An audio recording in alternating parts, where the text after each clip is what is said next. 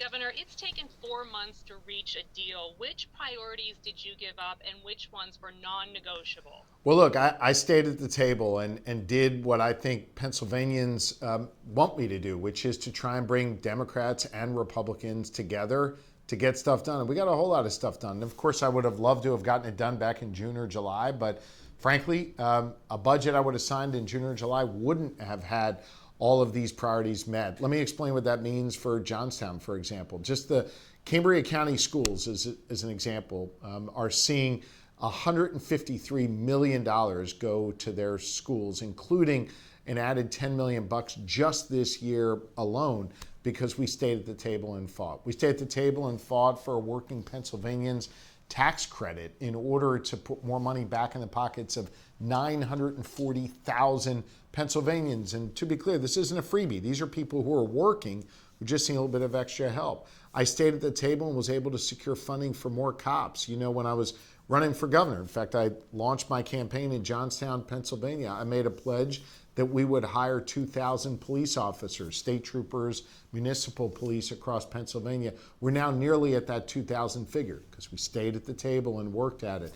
So I think the bottom line here is you got to work and fight for all Pennsylvanians, rural, urban, suburban communities, and do so by bringing Pennsylvanians, Republicans and Democrats together.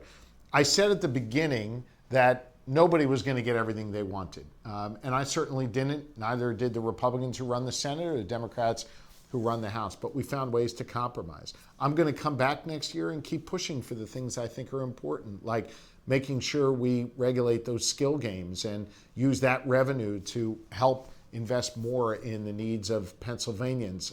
I think we need to continue to fight to ensure that there's mass transit funding, which impacts all 67 counties to varying degrees. I think we've got to fight to make sure that those issues of workforce development continue to be funded at the table. So all of those things are going to be things I'm going to continue to work on, but make no mistake, we got a lot of stuff done in this budget.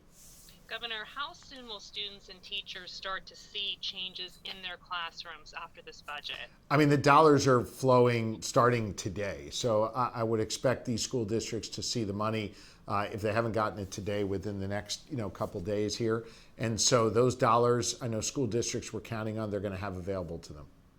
The budget changes how cyber charter schools get paid. Why was that reform Yeah. important? You know, it's another example of a problem that this building has been talking about for 20 plus years, but no one ever had the courage or the political ability to bring people together to get it done. We got it done, Republicans and Democrats alike. Let me explain what it means.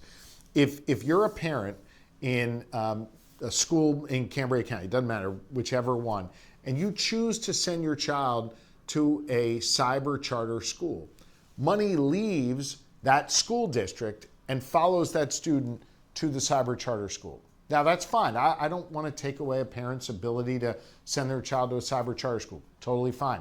But the amount of money that those school districts have been forced to pay out to the cyber charter schools has been dramatically inflated. And so what we did was we clawed back some of that money. $175 million has been clawed back and will go back to the public schools across Pennsylvania and not compromise the quality of education in a cyber charter school. So we preserved that parent's choice for their kid, and we also made sure that the funding was more fair, more equitable. Governor, critics are arguing that the state is not doing enough to provide mental health support for Pennsylvanians. So is there enough in this budget to help them now? I prioritized mental health from the day I started as your governor. In fact, I created a new $100 million line item in my first year as governor for school districts, including in Cambria County, to be able to hire mental health supports. We then, the next year, doubled that to $200 million. This year, it's $300 million. So we are investing, especially in student mental health. We're also driving dollars out to counties for them to have dollars available for mental health for adult services. Typically, that is handled through our county government. So we're doing it both on the adult side and on the student side. Would you like to do more? Of course. Look, I think mental health is a major challenge in communities all across Pennsylvania. No community is immune from these challenges. And so we've got to continue to invest in mental health. That's why I'm going to come back next year and call for more funding for mental health for our students and for adults. Governor, do you think there's anything that Pennsylvania can do to protect essential services when political gridlock happens at the state level? And we had it at the federal level too this year. Well, understand at the federal level, they had a government shutdown. We don't have those rules here in Pennsylvania. We were continuing to operate our state government. And look, as I said to you before, I wish this budget would have been done 100 plus days ago, but we stayed at the table. I worked really hard to bring Republicans and Democrats together, and we got a whole lot of stuff done, and the people of Pennsylvania benefited from that. What are your thoughts about Pennsylvania leading the way in data center development?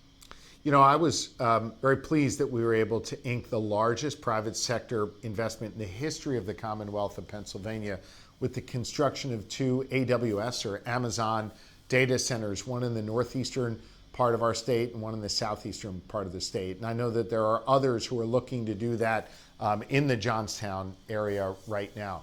I think what's critical is that we get the jobs created as a result of this. Just for example, in the northeastern part of our state, that means 10,000 new jobs just to construct the place and a couple thousand to run it once it's done. But that we're not only creating the jobs and all the economic activity and tax revenue that comes from it, but we also need to generate more power so that when you're operating these data centers, which require a lot of power to operate, you're not making it harder for the average homeowner, the average consumer to get affordable energy. I think we have accomplished that in the data center deals that we've announced so far. And that to me is a critical point for anyone who comes to me that wants to locate a data center here in Pennsylvania is how many jobs are you creating, right? How are we going to make sure you're generating more power so we're not burdening the grid? And how are you going to do this in a way that's not adding cost to the average Pennsylvanian? And how are you going to protect our environment and public health? I think all of those boxes have been checked on the deals we've announced so far, and those are the things that, you know, I am focused on when I meet with folks who want to locate these data centers here in Pennsylvania. Before we let you go, what is the one thing you are most proud of accomplishing as governor, and what is one thing that you'd still like to fix? You know, I hate those one thing questions. I've tried to answer all your questions here, but off the top of your head, like what is something you're really proud I mean, of and look, something that you'd like to still work on? I am really, really proud of the fact that we're showing that we can be a model for good governance here and get stuff done by bringing Republicans and Democrats together. I know people are watching this who, you know, are Republicans. I know people are watching it who are Democrats. And I also know that they share a common frustration for how politics are going in DC. And I think we're showing here in Pennsylvania we can do it differently. We can actually bring people together to accomplish things like cutting costs, investing in our schools, investing in public safety and economic growth.